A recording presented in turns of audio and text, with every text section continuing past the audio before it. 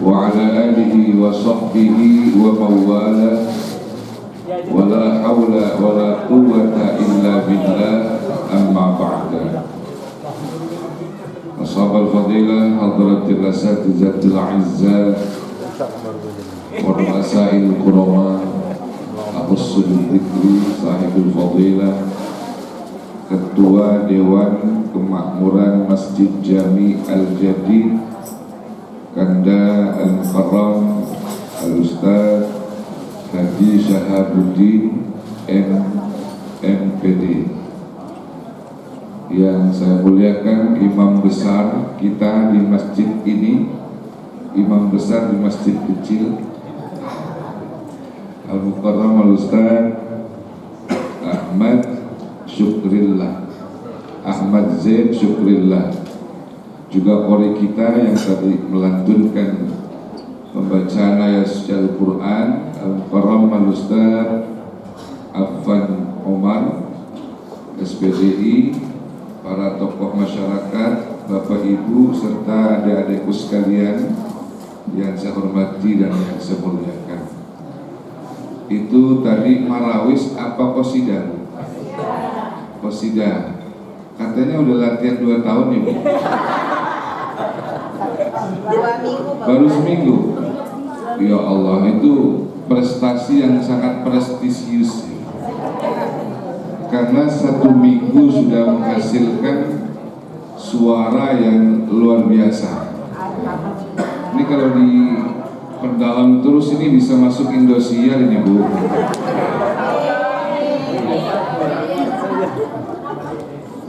Bapak Ibu yang saya hormati, malam hari ini kita bersama berkumpul dalam rangka memperingati Maulidnya baginda Nabi besar kita Muhammad Sallallahu Alaihi Wasallam. Nama Muhammad itu disebut dalam Al-Quran sebanyak 5 kali. Redaksi Muhammad 4 kali dan Ahmad 1 kali. Jadi di Al-Quran itu yang berjumlah 30 juz, 114 surah, 6.666 ayat, dan 1.027.000 hurufnya. Kata Muhammad itu 4 kali disebut dan kata Ahmad itu 1 kali.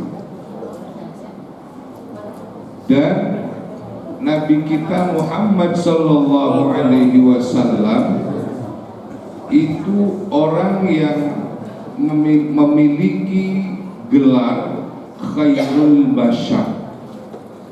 Jadi kalau Nabi Adam itu Abul Bashar, bapak moyangnya manusia. Kalau Nabi Muhammad itu Khairul Bashar, sebaik-baik manusia. Kata Bashar, Bapak Ibu, dalam bahasa Arab pada hakikatnya maknanya adalah kulit. Jadi kalau dikatakan Khairul Bashar, sebaik-baik manusia yang memiliki kulit. Dalam kajian ilmu fikih kita sering mendengar sesuatu yang mendapatkan, sesuatu yang membatalkan wudhu adalah iltiqa'u basyaratai rajulin wa imra'atin. Yang membatalkan wudhu itu adalah persentuhan kulit antara laki-laki dan perempuan. Versi Imam Syafi'i, ini berarti kata bashar pada hakikatnya artinya adalah kulit. Jadi kalau Nabi Muhammad bergelar Khairul Bashar, beliau adalah sebaik-baik manusia yang memiliki sebaik-baik kulit. Mana buktinya kalau Nabi Muhammad itu memiliki kulit yang terbaik di belahan bumi ini? Ini terbukti dengan bahwa Nabi Muhammad itu dari pori-pori kulitnya ketika mengeluarkan keringat itu keringatnya atyabu min rihil miski, lebih wangi daripada minyak misik. Sehingga pada satu kesempatan pernah sahabat Nabi melangsungkan pernikahan dan Nabi kemudian membuat kado pernikahan tersebut dengan mengkadokkan keringat beliau. Beliau kumpulkan keringatnya di botol kecil dan kemudian dipersembahkan sebagai kado pernikahan. Karena apa? Karena wanginya luar biasa, lebih wangi daripada minyak misik, dan seumur hidup orang yang diberikan kado berupa keringat Nabi itu badannya, kulitnya tidak pernah bau. Ini khusus untuk Nabi ya Pak, tapi jangan ditiru. Kalau ditiru kira-kira bagaimana ya? Keluarga besar Masjid Jami Al-Jadi ada yang pernikahan, kemudian mengumpulkan keringat, dipersembahkan untuk pengantin. Kira-kira bagaimana rasanya ini? Jadi tentu nggak terima kita. Saya juga kalau dikawin itu nggak mau gitu. Nggak mau.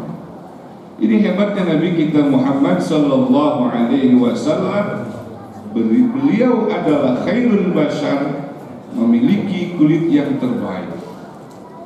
Mungkin di sini pernah saya sampaikan Pak, bahwa kulit manusia itu beragam. Ini saya bicara kulit dulu ya, mudah-mudahan gak kemalaman. Sampai jam berapa kira-kira? Sampai jam berapa Pak? Jam 10. Jam 11. Subuh. Sanggup sampai subuh? Oh, saya kagak sanggup.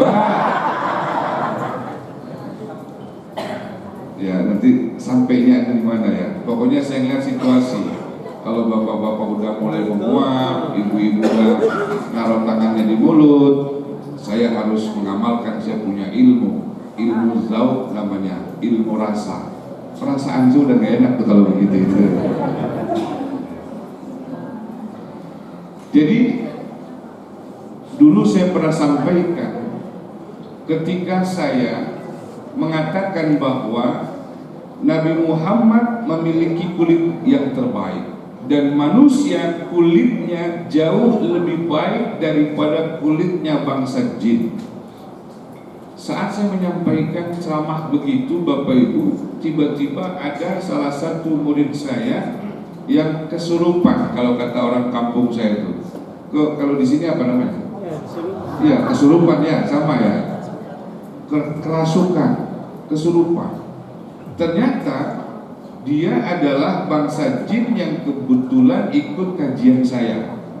Dan dia tidak terima. Ketika saya mengatakan sehalus-halusnya kulit jin itu sekasar-kasarnya kulit manusia. Itu nggak terima. Akhirnya dia pegang tangan saya, pegang katanya kulit saya. Kulit saya ini sama dengan manusia. Saya bilang, saya sedang menyampaikan, hei bangsa jin, ente jangan tersinggung. Makanya kalau misalkan ada orang yang suka tersinggung ketika mendengarkan ceramah, ini berarti rombongan dia nih Pak. Rombongan bangsa jin itu. Ya. Ini fakta Pak. Ya, karena saya kebetulan sering datang ke daerah-daerah, sampai saya pernah ngisi satu acara di satu daerah Bekasi sono pojokan Pak. Saya baru sampai sudah ada yang kesurupan satu. Kemudian saya belum naik ke atas podium sudah ada yang kesurupan 5. Pada saat saya naik assalamualaikum, satu-satu jatuh semua, sampai 60 orang yang kesurupan. Akhirnya lurah datang ke atas podium, Pak Ustadz tolong dihentikan ceramahnya. Terus saya ngapain? Ngobatin orang kesurupan aja katanya. Ya, ada aja Pak. Jadi memang kita ini hidup bersama. Jadi bangsa jin di sini juga banyak Pak. Yang hadir di sini juga banyak. Kiri kanan Bapak Ibu coba lihat.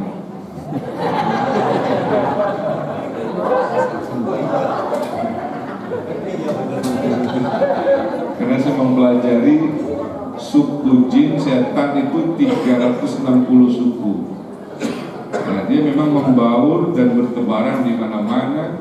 Mereka punya job description, punya pembagian tugas masing-masing, Pak. Itu bangsa jin.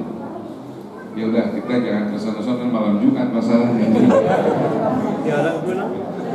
Bapak Ibu yang saya hormati, pada umat yang lain Pak Bu, itu seringkali mereka mempromosikan di agama kami semua penganutnya, pemeluknya pasti masuk surga. Ini di mana-mana saya sering dengar, baik itu di gereja, di wihara dan lain sebagainya.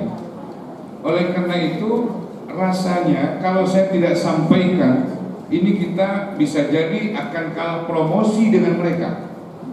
Kenapa? Karena sesungguhnya kita jadi umat Islam itu sungguh sangat nikmat sekali dan ada jaminan masuk surga. Mana dalilnya? Nah, ini kata Nabi begini, kullu ummati yadkhulunal jannah illa man aba. Semua umatku, kata Nabi Muhammad, semuanya pasti masuk surga kecuali yang tidak mau, kecuali yang ogah. Ini Bapak Ibu kalau ditanya kira-kira semuanya pengen masuk surga apa enggak nih? Ada nggak yang nggak pengen? Kalau yang nggak pengen itu siapa? Nah, ketika ditanya, kira wa mayyaba ya Rasulullah, ya Rasulullah, emang ada umatku yang tidak mau masuk surga? Kata Nabi, man ata'ani dakhalal jannah wa man asani faqad aba. Yang taat kepada Allah dan Rasulnya itu yang mau masuk surga, dan yang bermaksiat kepada Allah dan Rasulnya itu berarti faqad aba, dia menolak untuk masuk surga. Berarti kan sederhana, untuk kita bisa masuk ke dalam surganya Allah, syaratnya berarti taat kepada Allah, taat kepada Rasulullah Sallallahu Alaihi Wasallam. Ini mudah-mudahan kehadiran kita di sini adalah mewujudkan bahwa kita adalah orang-orang yang taat kepada Allah dan Rasulnya, sehingga kita semua mendapatkan jaminan surga dari Allah Subhanahu Wa Taala. Tapi nanti Bapak Ibu kalau masuk surga, tolong ajak-ajak temannya. Kalau misalkan ibu bapak udah masuk surga, tolong cari gurunya. Gurunya udah masuk surga apa belum? Ini jangan-jangan gurunya masih digebukin di neraka ini. Alhamdulillah. Karena apa Bapak Ibu? Karena memang orang yang berada di dalam surga ini ada perbedaan antara laki-laki dan perempuan. Kalau kita nih Pak, laki-laki itu masuk surganya ditentukan oleh Allah melalui malaikat. Hai fulan, kamu masuk surganya situ ya, Jannatul Ma'wa. Hai kamu fulan, masuknya kamu situ ya, ke Jannatul Na'im.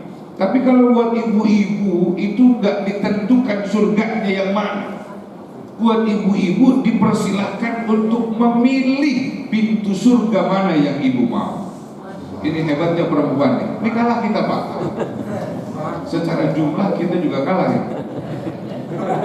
Ya hari ini kita laki-laki dan perempuan menurut data statistik di dinas kependudukan itu sudah 1 laki-laki 5 perempuan. Makanya bapak-bapak kalau yang baru 1 masih ada sisanya 4 Pak. Nah, itu data statistik ya. Nah, kenapa kok perempuan nanti dipersilakan untuk memilih pintu surga mana yang dia mau? Karena memang perempuan itu jika syarat yang dia telah lakukan terpenuhi, maka dipersilakan untuk pilih. Ini buat ibu-ibu dulu nih Pak. Kalau buat perempuan itu paling gampang masuk surga, paling gampang. Syaratnya pertama, iza sholatil mar'atu khamsaha, sholat 5 waktu. Ibu-ibu sholat kan Bu ya? Sholat. Ya dari wajahnya jelas pancaran air wudhunya ini. Oh bening banget, kilau. Ya. Bapak-bapak juga glowing juga bapak-bapak. Glowingnya alam ibu-ibu. Bapak-bapak di sini silat gak ada pakai bedak sih. Alas sama ibu-ibu. Iza sholatil mar'atu khamsaha wa shomat syahroha, puasa di bulan suci Ramadan. Ibu-ibu saya yakin semuanya pada puasa kan di bulan Ramadan ya. Iya puasa. Wa hafizat farjaha, dia jaga harga dirinya, dia pelihara dirinya, tidak tersentuh dari orang lain. Ini pasti ibu-ibu yang ada di sini semuanya sudah menjaga, memelihara dirinya. Wa ata'at zaujaha, ini kata kuncinya. Ata'at zaujaha, taat kepada suaminya. sholatnya rajin, puasanya luar biasa, hajinya luar biasa, tapi nggak taat, ini penghalang masuk surga. Nah makanya nih ibu-ibu buat masuk surga, ini surga ibu-ibu di depannya ada nih. Tinggal nanti kalau pulang saya pesan buat ibu, tolong nanti setelah peringatan Maulid ini salaman sama suami harus dibedakan dengan sebelum Maulid. Caranya bagaimana, Pak? Bapak kalau pulang dari mana-mana ketemu ibu salaman nggak, Pak? Enggak. Nah, ibu nggak salaman sama suami, Bu? Masya Allah. Saya mau ngajarin cara salaman dulu, Pak. Kalau misalkan memang istri tidak biasa salaman, Bapak yang mulai nanti. Ketuk pintu, Assalamualaikum. Bu, ambil tangan Bapak, Bu.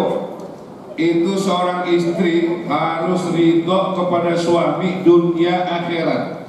Dan simbol keridhaan seorang istri terhadap suami saat dia bermusafahah, bersalaman, dia akan ridho dunia, dan simbol dunia adalah bagian luar tangan, dan akhirat itu simbolnya di dalam.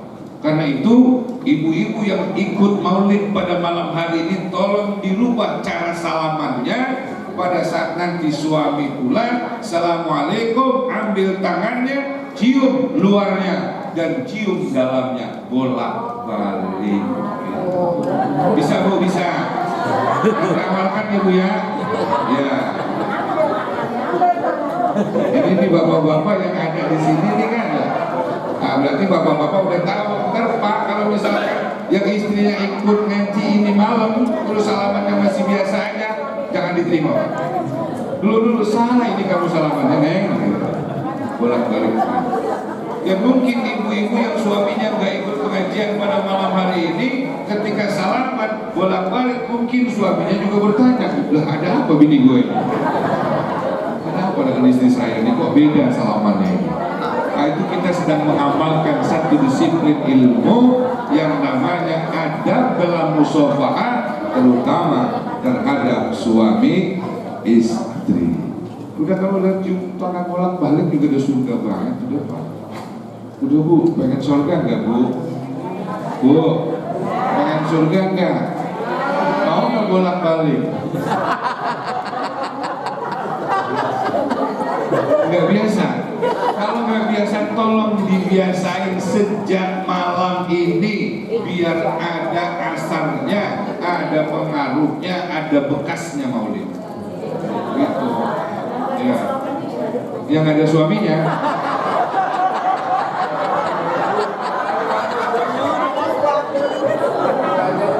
Kalau yang nggak ada suaminya tergantung ibu ya. Kalau misalkan ada orang tuanya ya sama orang tuanya. Kalau misalkan sama pacarnya masih belum boleh, nggak boleh.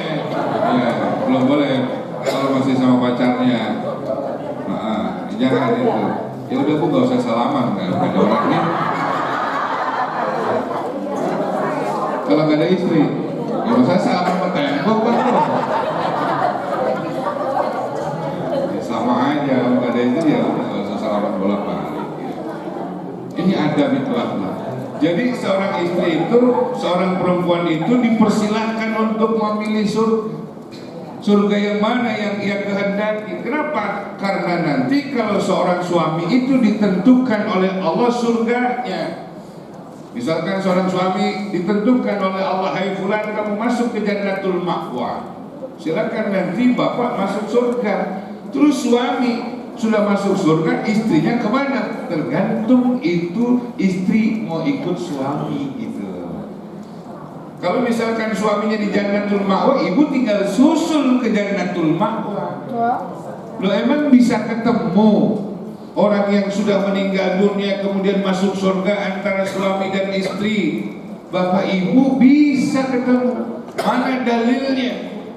Dalam Al-Quran Allah sudah nyatakan, walladzina amanu wattaba'athum dzurriyyatuhum biimanin alhaqna bihim dzurriyyatahum wa ma alasnahum min amalihim min syai' kullu imri'in bima kasaba rahim. Tuh, jadi hai orang-orang yang beriman dan keimanannya itu diikuti oleh anak keturunan mereka. Nih, alhaqna bihim dzurriyyatahum, pasti kami akan pertemukan mereka dengan keturunan mereka aifil jannah, artinya di dalam surga. Jadi suami istri, suami meninggal, istri setia tidak menikah lagi, maka suami masuk surga, maka istri itu akan menemani suaminya di dalam surga kalau dia tidak nikah lagi. Tapi kalau misalkan suami meninggal duluan, kemudian istri bertahan, saya nggak mau untuk nikah lagi. Kenapa? Karena yang terbaik di dunia ini seorang laki-laki itu bapak lu toh. Nggak ada lagi, udah cinta gue yang terakhir buat laki gue yang itu nanti bisa ketemu bareng-bareng. Tapi kadang-kadang ada perempuan kan Pak ya, suaminya meninggal, itu sang istri kawin sampai 5 kali.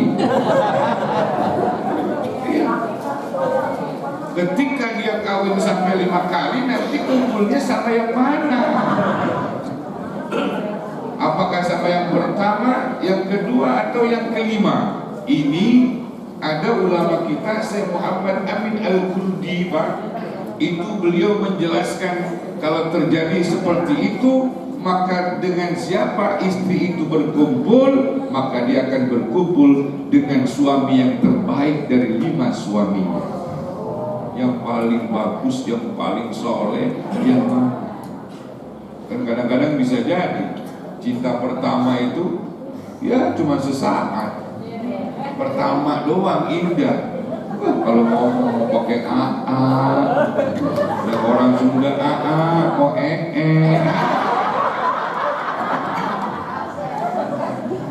ngomongnya orang kalau ngantin baru kan begitu ya Pak ya. Iya, mulutnya pelok kalau kata orang Betawi, panggil AA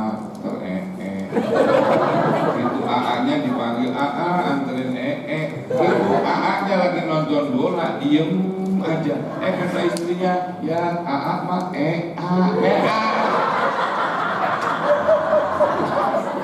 PA-nya enak, kalau ngantin baru enak PA. Bapak Ibu yang saya hormati, jadi seperti itu.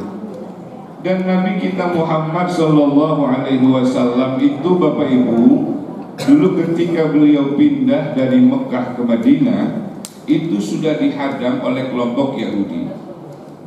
Kelompok Yahudi itu dipimpin oleh Abdullah bin Salam. Beliau ini Abdullah bin Salam adalah habrun minal ahbar, pimpinan dari segala pimpinan pendeta, kiainya orang Yahudi Pak. Kemudian Abdullah bin Salam ini bertanya kepada Nabi kita Muhammad Sallallahu Alaihi Wasallam. Kata Abdullah bin Salam, "Hai Muhammad, jika kamu bisa menjawab pertanyaanku, maka aku pastikan saat ini juga aku akan masuk Islam. Tapi kalau kau tidak mampu menjawab pertanyaanku, maka kau adalah seorang pembohong." Ini Nabi Pak baru sampai di Madinah, udah diuji sama orang-orang Yahudi. Kemudian kata Nabi, "Bapak, Anda mau bertanya apa tentang saya?" Begini, kalau memang kamu benar-benar Nabi, kamu pasti bisa jawab dan pasti benar. Pertanyaan saya sederhana. Nanti pada saat manusia masuk ke dalam surga, makanan pertama apa yang disuguhkan oleh Allah untuk penghuni surga? Coba Pak, Bapak kebayang nggak kira-kira nanti kalau kita masuk surga itu menu utamanya apa sih di dalam surga itu? Ada yang ngomong sama saya, itu kali Ustaz yang menjadi kesenangan dia di dalam dunia. Ya kalau orang Betawi kesenangannya jengkol. Terus di dalam surga goreng jengkol dulu gitu. Ya agak lucu. Kalau kau bisa jawab Muhammad, aku nyatakan akan masuk Islam. Tapi kemudian Nabi menjawab begini, Bapak Ibu.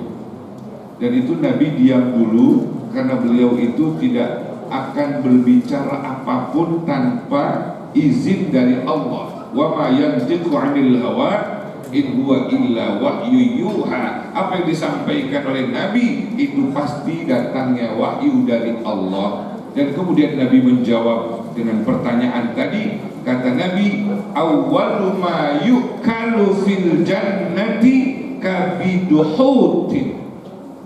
Kalau bahasa kitanya, yang pertama kali dimakan oleh penghuni surga itu adalah kabiduhut. Apa itu kabiduhut? Kabid itu artinya hati, ya. Hut adalah ikan air asin. Jadi orang yang nanti masuk surga, saat baru masuk surga, hidangan pertamanya, pembukanya adalah sop hati ikan air asin atau air laut. Tuh, jadi Bapak Ibu jangan berpikir begini, Ustaz saya alergi sama ikan laut, bagaimana? Bapak Ibu, nanti mah di surga udah gak ada penyakit. Masa di surga ada penyakit? Nggak pantas. Cari nenek-nenek aja juga nggak ada di surga. Kakek-kakek nggak ada. Semuanya nanti umurnya seperti salasan wasalasi, seperti umur 30 tahun. Semuanya gagah-gagah, tingginya 6-7 meter. Ini berapa meter? Baru 4 meter, tambah 2 meter lagi so. Sama ukuran Nabi Adam. Dan itu rombongannya yang kecil-kecil seperti siapa?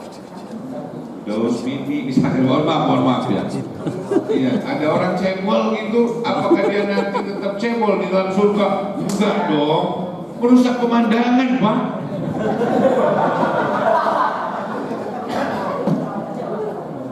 Nenek-nenek, kakek-kakek nggak ada di surga. Semuanya nanti kita seperti berusia salasan wasalasin 33 tahun. Gagah-gagahnya dapat, semuanya dapat tuh gitu. Dan kita nanti nggak ada yang bahasanya lu gua, kamu saya, nggak ada. Kenapa? Karena semua orang yang berada di dalam surga nanti semuanya ahli bahasa Arab.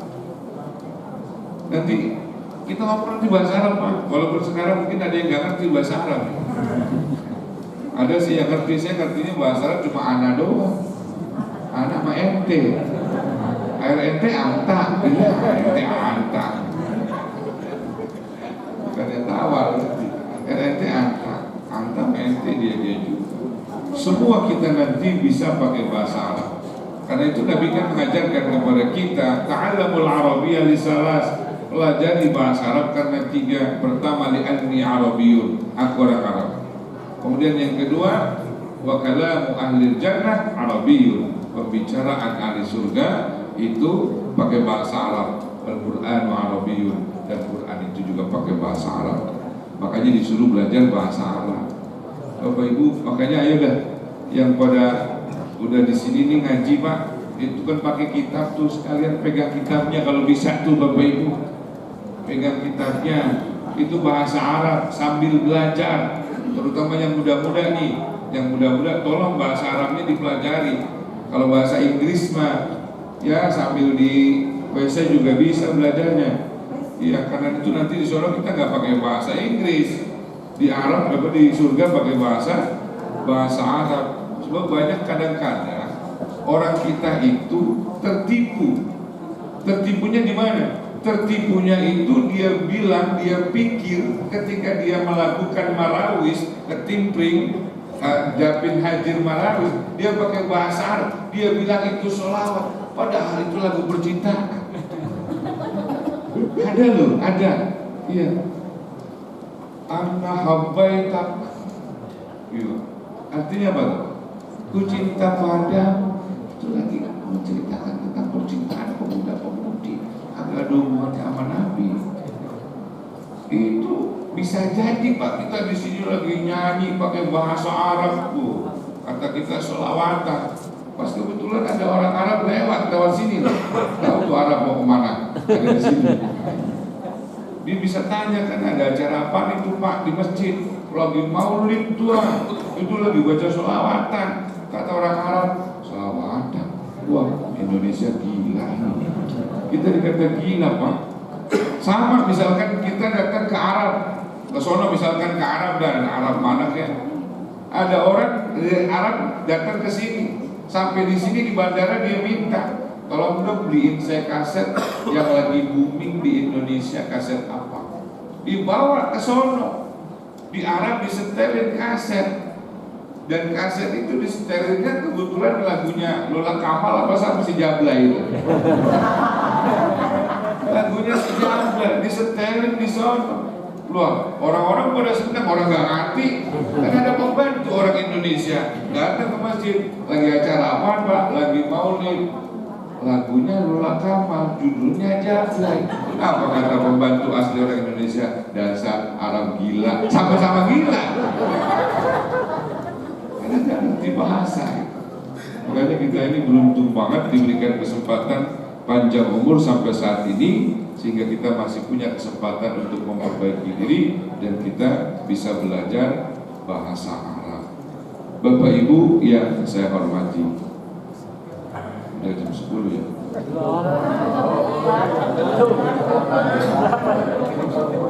Baru jam 8. Baik, sedikit lagi saya tambahkan. Kalau di perumahan begini kan saya takut kemalaman aja Pak. Iya, saya orang-orang kampung ya. Kalau orang kampung kayak ayam kampung Pak, pulang jam 2 juga nggak ngaruh.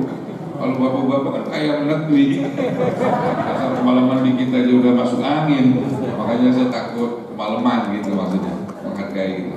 Karena memang ini malam Jumat tadi ya. Baik, sedikit saya tambahkan Pak. Ternyata Nabi kita itu juga banyak contoh di dalam kesehariannya menghargai orang. Dan Nabi juga Pak ada rasa bencinya sama orang. Bukan benci ya, rasa tidak suka pada orang lain karena ada satu peristiwa. Contohnya begini,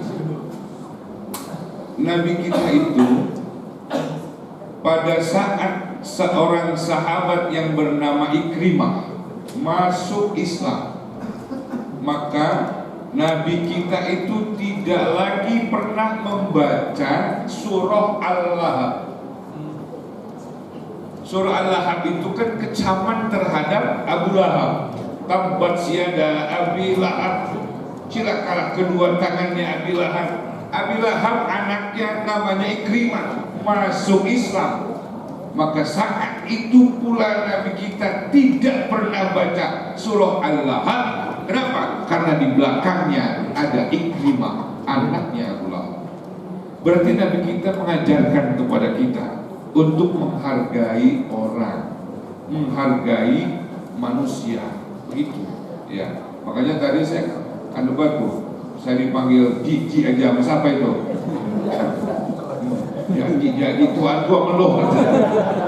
Iya, ini gak pandai nih, belum ngaji tentang Abu Lahab berarti. Dan itu Nabi kita Muhammad SAW kasih contoh gitu. Kemudian Nabi pernahkah dalam kehidupannya ada orang yang tidak mau Nabi lihat? Ada Bapak Ibu. Siapa? Si Wahsy. Siapa itu Wahsy? Wahsy itu adalah pembunuh Sayyidina Hamzah atas perintah Hindun. Dan kemudian setelahnya Wahsy membunuh Sayyidina Hamzah, Hindun membelah tubuhnya Sayyidina Hamzah dan memakan hatinya, memakan jantungnya. Pada saat Hindun dan Wahsy masuk Islam, maka Nabi menerima ketika kedua orang ini masuk Islam, tapi Nabi tidak pernah mau melihat wajah Wahsy dan Hindun. Kenapa? Karena ketika memandang wajah Wahsy dan Hindun, beliau teringat dengan paman beliau, Sayyidina Hamzah. Berarti dalam keseharian kita itu wajar kalau ada orang yang kita kagak suka melihat dia, wajar. Dan Bapak Ibu, ini pedomannya nih ya. Kalau misalkan ada orang kita tidak suka sama dia, atau dia tidak suka dengan kita, jangan mengemis untuk supaya dia suka sama kita. Nabi itu udah kasih contoh dengan Wahsy dan Hindun. Artinya kalau ada orang gak suka sama kita, itu hak dia. Hak dia untuk tidak suka dengan kita. Jangan kita kemudian mengemis supaya dia suka sama kita. Kalau kita mau bergaul, kita cari orang yang memang mau bergaul dengan kita, supaya kita gak sakit hati. Ini biasanya banyak dialami oleh para ustadz. Kadang-kadang kalau ustadz kan banyak yang benci ya. Ada aja yang benci. Udah gitu ustadz, ketika dibenci sama orang dipikirin. Salah ustadz. Orang benci sama kita itu hak dia, biarin. Jangan dipikirin. Ini ustadz dipikirin aja sambil merokok, lepas. Akhirnya 2 hari 2 malam kagak makan, kagak apalah, sakit gara-gara mikirin orang. Begitupun juga kita nih Bapak Ibu, kalau ada orang gak suka sama kita, itu hak dia. Dan kita punya hak untuk suka dengan orang lain. Itu digambarkan bagaimana Nabi kita memberikan